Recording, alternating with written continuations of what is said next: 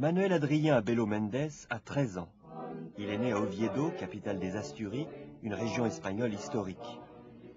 En 1992, quand il avait 6 ans, il a été guéri de façon inexplicable d'une grave maladie rénale grâce à l'intercession du bienheureux José María Escrivá. Le matin du dimanche 17 mai 1992, Manuel Adrien était avec son père sur cette plage au bord de l'Atlantique. Au même moment, sa mère suivait à la télévision la cérémonie de béatification de Monseigneur José María Escrivá, que Jean-Paul II élevait ce jour-là à la gloire des autels, en même temps que Joséphine Bakhita, une religieuse canossienne originaire du Soudan. Une cérémonie mémorable, à laquelle participèrent plus de 300 000 personnes des 5 continents. La présence de 46 cardinaux et de 200 évêques du monde entier soulignait l'importance de cette cérémonie pour l'Église catholique.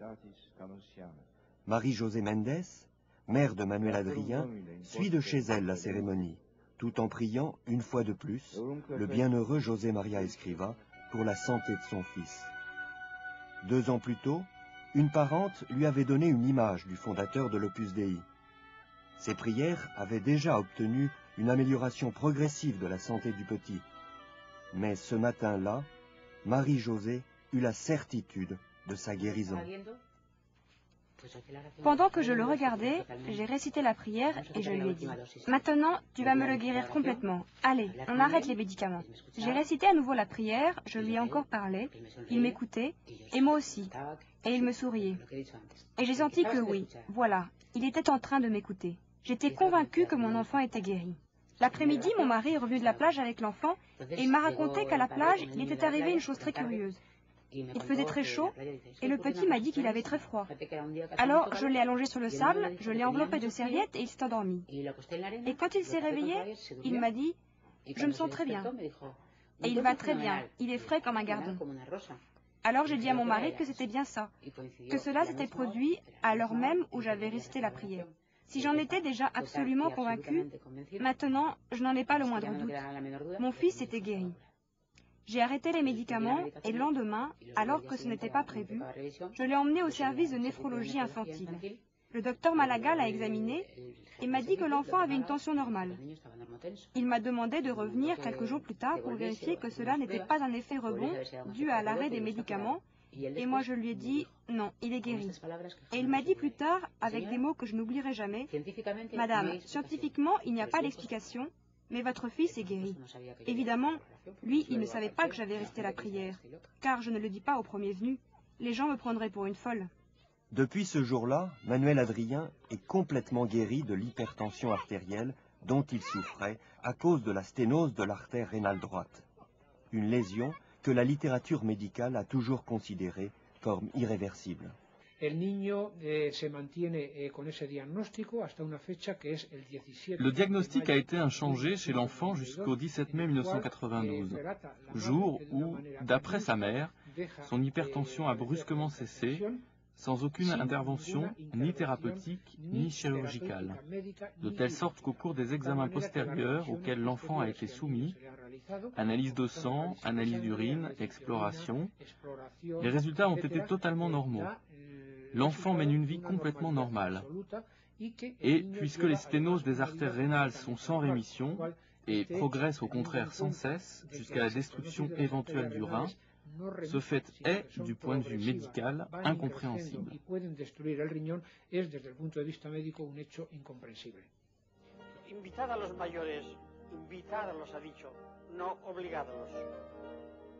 Incompréhensible pour la science, mais possible pour celui qui croit, c'est une question de foi, disait le bienheureux José María, car pour celui qui croit, tout est possible.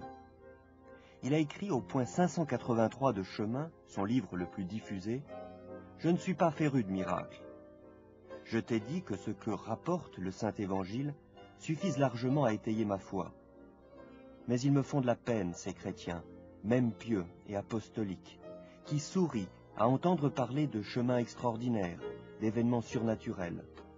J'ai grande envie de leur dire, oui, aujourd'hui encore, il y a des miracles. Nous-mêmes, nous en ferions si nous avions la foi. »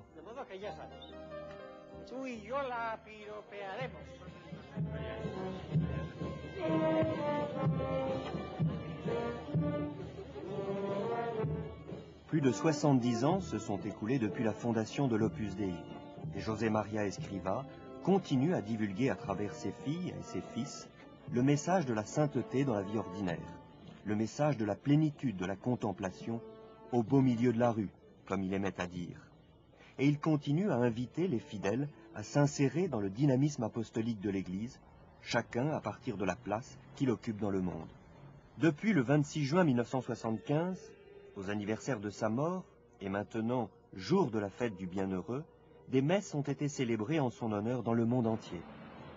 Au cœur de l'Afrique et dans des territoires de l'ancienne Union soviétique, en Amérique du Nord et du Sud, en Extrême-Orient et en Océanie. L'histoire se répète chez une infinité de chrétiens, de toute latitude, blancs, noirs, jaunes, qui ont trouvé dans le message du bienheureux José María Escrivá une façon de vivre pleinement l'Évangile avec naturel et simplicité.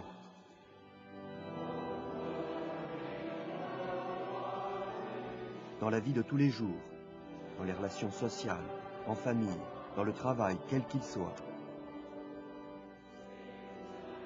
Aux yeux de Dieu, la vie ordinaire a une grandeur infinie. Elle peut et doit être pour tous un moyen de sanctification, car Dieu appelle tous les hommes à la sainteté. En célébrant la mémoire du bienheureux José María, cet appel universel à la sainteté, lancé déjà par le bienheureux José María dans les années 20, a reçu sa confirmation définitive lors du Concile Vatican II, qui a proclamé que tous, pas seulement les personnes consacrées, mais aussi les laïcs, sont appelés à la sainteté et à la recherche de la perfection dans la trame des réalités humaines, avec, car c'est une condition pour mener une vie chrétienne cohérente, une unité vécue au jour le jour entre la contemplation et l'action, la foi et la raison, la vie surnaturelle et la vie ordinaire.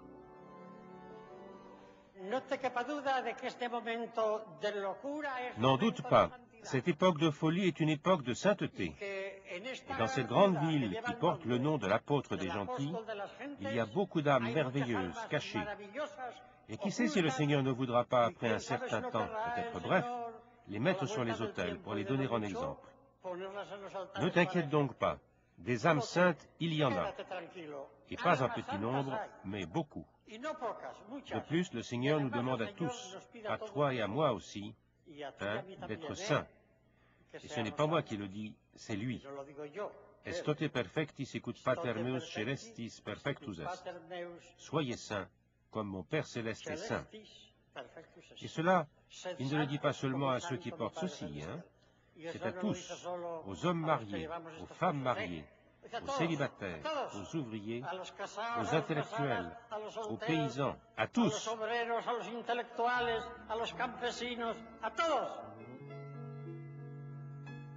Le message de José María Escrivá, malgré les incompréhensions et les inévitables difficultés que l'on rencontre quand on ouvre de nouveaux chemins, a pénétré dans de nombreux cœurs qui ont décelé une manière efficace de matérialiser la vie spirituelle.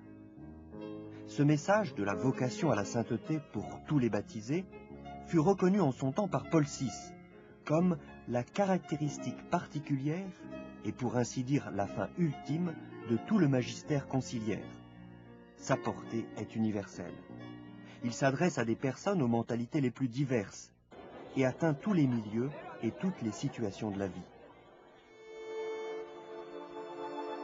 À Moscou, jusqu'à la fin des années 80, la seule littérature religieuse qui circulait, au grand risque de celui qui la possédait, c'était des copies au papier carbone de manuscrits tapés à la machine. Parmi ces samizdates, il y avait aussi Chemin, où le poète Alexander Ivanovitch Zorin, membre de l'Union des écrivains depuis 1979 et chrétien orthodoxe, découvrit au cours de ces années-là une bonne source d'inspiration poétique. Escrivá nous dit que notre vie peut être sainte. Certains penseront que chercher la sainteté est un manque d'humilité. Mais le Seigneur nous a dit que nous sommes tous appelés à être saints. Et Escrivá le confirme par son expérience.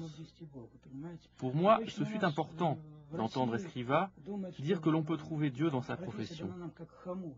Il y a beaucoup de gens dans notre pays qui pensent que la profession est un carcan, une chaîne dont tu ne peux te délivrer. Mais Escriva nous dit que la profession peut être comme une révélation de Dieu à chaque homme. Je l'avais pressenti depuis longtemps, mais Escriva l'a formulé d'une manière plus précise. Depuis lors, je me suis rendu compte que ma rencontre avec Dieu a lieu ici, assis à ma table de travail. Le poète prie avec sa poésie, avec ses vers.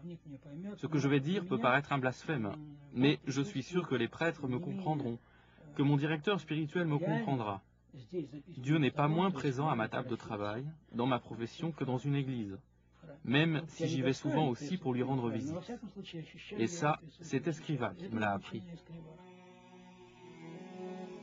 Il est frappant de constater que là où le matérialisme athée avait essayé d'arracher Dieu du cœur de l'homme, le matérialisme chrétien, comme le définit José María Escriva, vous voyez là l'édition russe de certaines de ses œuvres, a réussi à être compris dans toute sa radicalité. Yuri Antonovitch Simonov est professeur de physique théorique et directeur du laboratoire de physique nucléaire à l'Institut ITEP de Moscou. Il a été baptisé en 1989 après avoir découvert le message du bienheureux.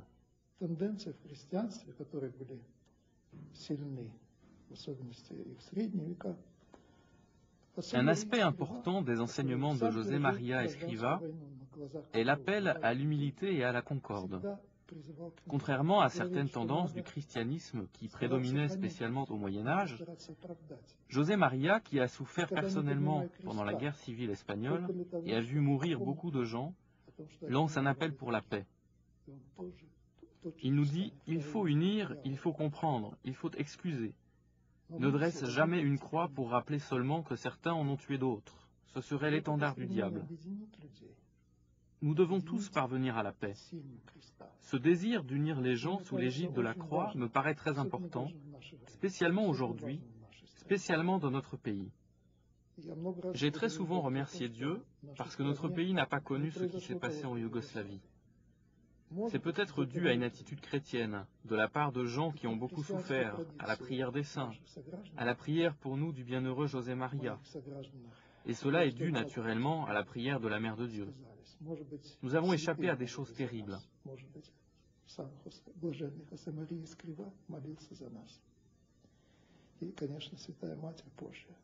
Но мы спаслись от больших бед.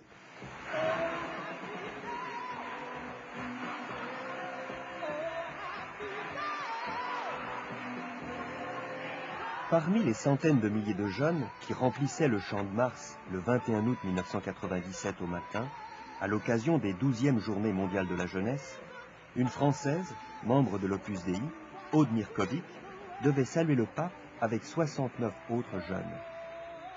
À cette occasion, elle a pu exprimer de façon concrète son amour pour le pape et tenir un bon moment dans ses mains, la main tremblante de Jean-Paul II.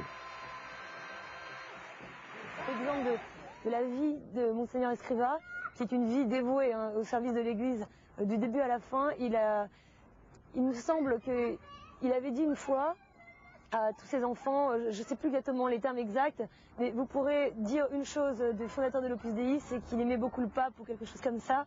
Et enfin, c'est vrai, quoi. Il nous a appris à nous tous ce qu'il faisait lui-même, c'est-à-dire tous les jours, à prier pour le pape et à essayer d'offrir quelque chose pour lui. Et tous les gens de l'Opus Dei font ça dans tout le monde, et dans le monde entier. Et moi, c'est vraiment ça que m'a appris le bienheureux José María.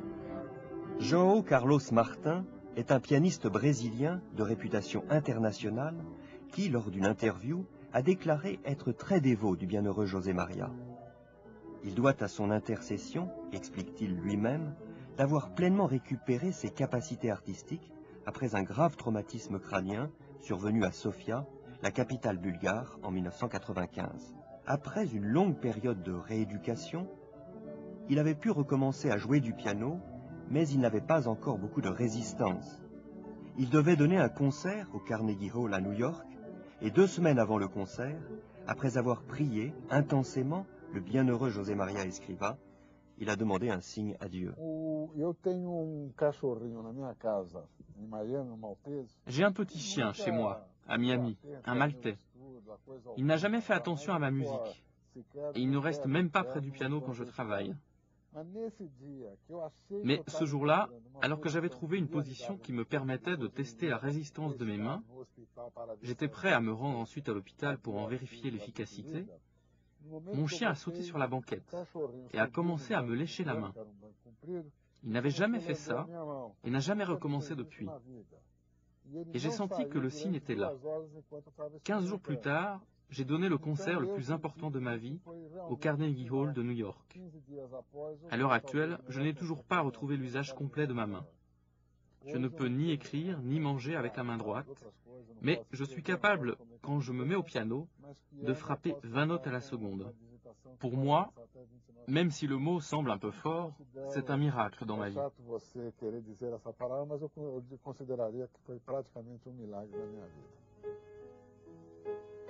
Petra et Rolf Herold vivent à Forchheim, près de Nuremberg. Ils sont licenciés en physique et en mathématiques. Ils sont mariés et ont 4 enfants. Avant de connaître le message de José María Escrivá, qui leur est parvenu par un bulletin d'information trouvé dans une église, Rolf avait été évangéliste. Ja, ich war damals noch der Kirche distanziert gegenübergestanden. Und als ich dieses Buch las, da spürte ich. À l'époque, j'étais encore assez éloignée de l'Église.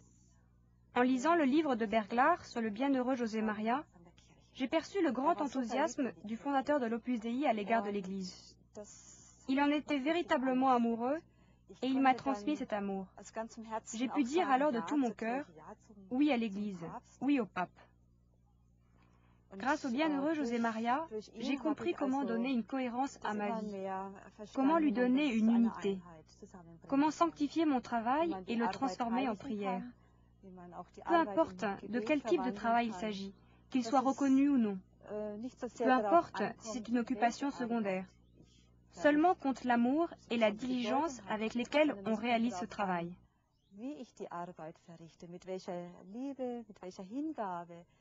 Ich sie tue. Da kommt es dann auch gar nicht so sehr darauf an, ob die Arbeit mit Erfolg gekrönt ist. Wie ich beten kann. Und da gibt es eine Geschichte vom Gründer, der. Il y a une anecdote dans la vie du fondateur. Il faisait visiter à quelqu'un le siège central à Rome, et cette personne lui a demandé quelle était la chapelle de la maison qu'il préférait. Il a alors ouvert une fenêtre qui donnait sur la rue Bruno Buozzi, une rue très animée, et il lui a dit « Voilà l'oratoire que je préfère, la rue ». Je pense beaucoup à cette anecdote lorsque je me distrais pendant la prière, ou quand je marche en ville, et que sur mon trajet, pendant les attentes entre une chose et une autre, j'essaye de penser à Dieu. Elle m'aide aussi dans la rue, partout ou encore dans les contrariétés inattendues et que l'on peut accepter. C'est l'exemple que le bienheureux José María m'a donné, pour que j'envisage chaque situation non pas comme quelque chose qui me sépare de Dieu, mais comme quelque chose qui me conduit à lui. Die dann auf einen einkommen, die kann man annehmen. Das ist ein sehr gutes Beispiel, das der selige José María mir da gegeben hat. Einfach jede Situation annehmen zu können, so wie sie da ist. Und sie trennt mich nicht von Gott, sondern sie führt mich eher hin zu ihm. Marie-Victoire Troncoso, professeure d'université, a 4 enfants, dont 2 filles handicapées. Elle collabore avec la Fondation Syndrome de Down de Cantabrie. C'est son expérience personnelle qui l'a poussée à consacrer tous ses efforts pour venir en aide aux enfants atteints par ce syndrome et à leurs familles. À un moment donné, elle arrêta l'enseignement et prit la décision de se former afin de se mettre au service des autres. Elle était convaincue que, comme le disait le bienheureux José María, pour ceux qui aiment Dieu, tout est pour le bien. Ma dévotion pour le bienheureux José María est surtout une reconnaissance pour tout ce que j'ai reçu et une demande pour qu'il continue de m'aider. Il est très fréquent, pour ne pas dire habituel, lorsque je dois résoudre certaines questions, que ces attitudes ou ces phrases me reviennent à l'esprit. Et dans ces moments-là, cela m'aide concrètement à résoudre le problème. Et j'ai aussi pris l'habitude, face à de nouvelles situations, de les lui confier pour savoir comment les aborder de la meilleure manière possible, tant du point de vue surnaturel que du point de vue purement humain et technique. Et je peux assurer que je ressens très souvent son aide.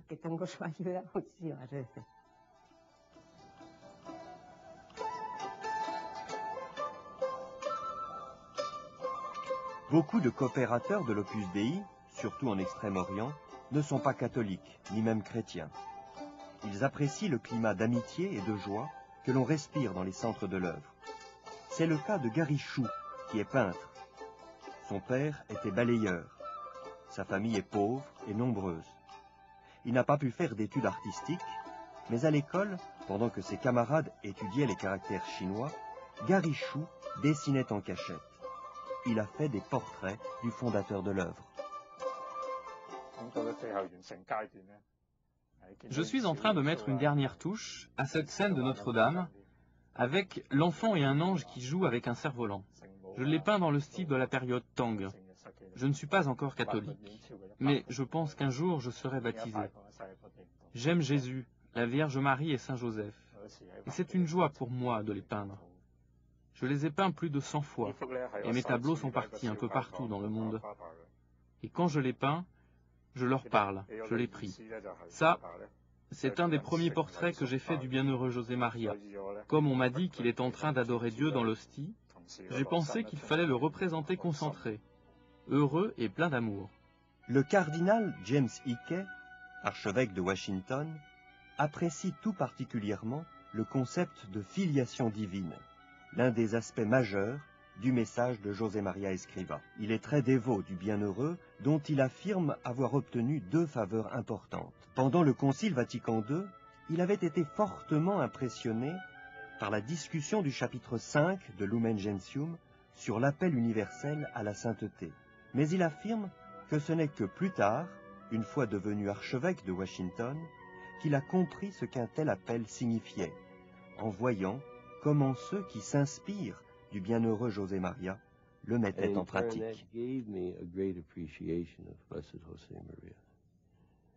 Deepened my interest in him, deepened my love for what he was all about.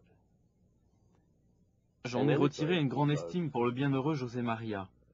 J'ai approfondi mon intérêt pour sa personne et approfondi mon amour pour tout ce qui le concernait. Et ensuite, bien sûr, à cause de sa réputation de sainteté et du fait qu'il était alors sur la voie de béatification, je lui ai confié quelques tâches.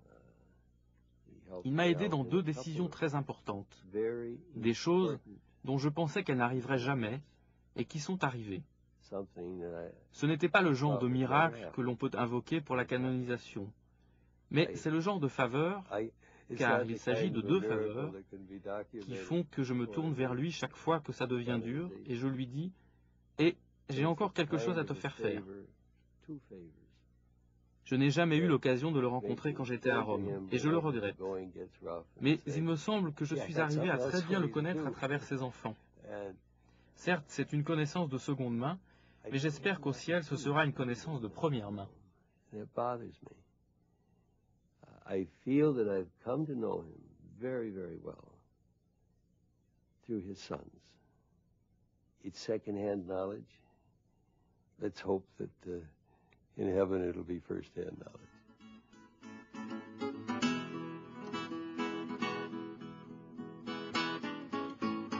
Les initiatives personnelles, comme celle du docteur Abel Albino, sont fréquentes. Il a eu l'idée, après avoir entendu les paroles du pape lors de la messe de béatification de Monseigneur Escrivá, de mettre en marche un programme de promotion sociale. S'appuyant sur le témoignage du fondateur de l'Opus Dei, Jean-Paul II avait en effet proposé d'imiter l'exemple de dévouement du bienheureux José Maria envers les plus pauvres, les plus nécessiteux. Car c'est ainsi qu'il avait commencé l'Opus Dei dans les hôpitaux les plus pauvres de Madrid. Lorsqu'il est rentré en Argentine, Abel Albino a abandonné sa spécialisation en biologie moléculaire pour se consacrer à la pédiatrie. Quelques mois plus tard, il a ouvert un centre médical pour lutter contre la malnutrition infantile dans la province de Mendoza. Les résultats de son action dans ce domaine sont extraordinaires. Je ne suis pas seul à avoir fait Conine. Il y a une quantité énorme de gens qui y collaborent. de tout genre, de toute religion et de tous niveaux sociaux. Ici, il y a des pauvres et des riches qui travaillent ensemble, des juifs et des chrétiens, tous des gens nobles et bons. C'est leur réussite à tous. Moi, personnellement, je pense que je suis comme la baguette dans les mains du chef d'orchestre.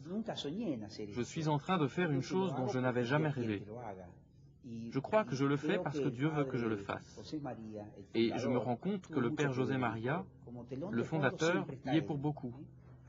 Il est toujours là en toile de fond, en train de m'aider, de m'encourager, et même de me résoudre des problèmes.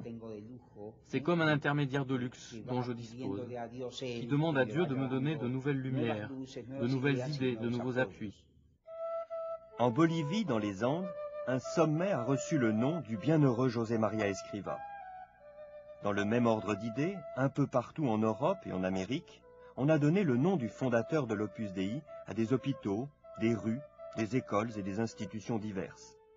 Après sa béatification, la dévotion à José María Escrivá s'est répandue encore plus, atteignant toutes sortes de milieux. En Afrique, aux Philippines, en Amérique latine, de tous côtés, il y a des hommes et des femmes qui lancent des initiatives dans le domaine de la santé, de la promotion rurale, de la formation humaine et spirituelle. Ce sont des initiatives qui ont une influence positive sur la vie de la communauté, tant du point de vue matériel que spirituel, à l'image de ce désir du bienheureux José María Escrivá de hisser le Christ au sommet de toutes les activités humaines.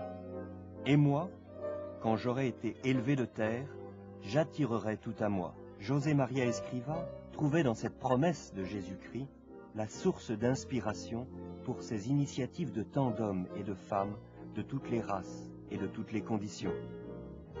Dans cette christianisation du monde, qui part de l'intérieur, des entrailles même du monde, une christianisation qui doit être la mission spécifique des laïcs, dans leur souci naturel de construire une société meilleure. Y si nosotros podemos tener estas conversaciones aquí, tan afectuosas, que nadie diría estamos 4.000 personas a lo menos hay aquí, sino una docena. Si podemos tenerlas es porque están rezando. Et si nous pouvons avoir ici ces conversations si affectueuses, personne ne dirait que nous sommes ici au moins 4.000, mais une douzaine. Si nous pouvons avoir ces conversations, c'est parce qu'il y a des gens qui prient dans le monde entier. Vous avez des frères, noirs comme mes souliers, blancs comme les anges, d'une très grande intelligence et d'une intelligence modeste, qui travaillent de leurs mains calleuses, qui prient avec amour pour vous. Nous formons une grande communion des saints. Ils vous envoient des flots de sang artériel, plein d'oxygène, pur, propre. C'est pour cela que nous pouvons converser ainsi. C'est pour cela que nous sommes si bien. Sinon, vous ne le supporteriez pas, mes enfants. Vous diriez que ce prêtre s'en aille chez lui. En revanche, vous me dites, Père, restez. Celui-là vient de me le dire. Et vous me le dites tous, par votre regard. Diríais, este curita que se marche a su casa, ya está. Y en cambio me decís, padre, quédese. Lo acabas de decir ese, y me lo decís todos con los ojos. Por todo este prado de muy buen apero, con ese tempero y más en tal valle placeres guardar. Está muy vicioso y siempre callando.